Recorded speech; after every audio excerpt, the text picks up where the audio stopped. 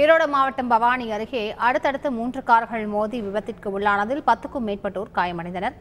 கூடுதல் விவரங்களை செய்தியாளர் மேகநாதன் வழங்கிக்கலாம். மேகநாதன் வணக்கம். இந்த விபத்து எப்படி நிகழ்ந்தது? இந்த காயமடைந்தவர்கள் தற்பொழுது எப்படி இருக்கிறார்கள்? விவரங்கள்.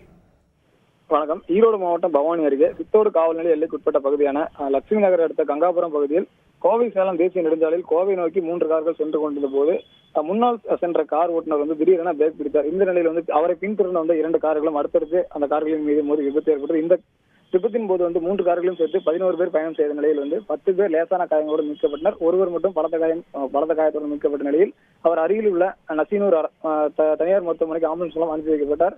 இந்த விபத்து காரணமாக கோவை சேலம் தேசிய நெடுஞ்சாலையில் சுமார் 1.5 கிலோமீட்டர் தூரத்திற்கு வாகனங்கள் அணிவகுத்து நின்றன. தொடர்ந்து விபத்து குறித்து தகவல் இருந்து சம்பவத்திற்கு வந்த சித்தோடு போலீசார் போக்குவரத்தை சீர் செய்து வாகனங்களை அனுப்பி வைத்தனர். இந்த விபத்து காரணமாக அந்த பகுதியில் சிறிது நேரம் பரபரப்பு காணப்பட்டது. விபத்தில் காயம்பட்டவர்கள் மற்றும் விபத்து குறித்து சித்தோடு போலீசார் விசாரணை நடத்தி வருகின்றனர். விவரங்களுக்கு நன்றி மேகநாதன். செய்திகளை உடனுக்குடன் தெரிந்து கொள்ள உடனே சப்ஸ்கிரைப் பண்ணுங்க.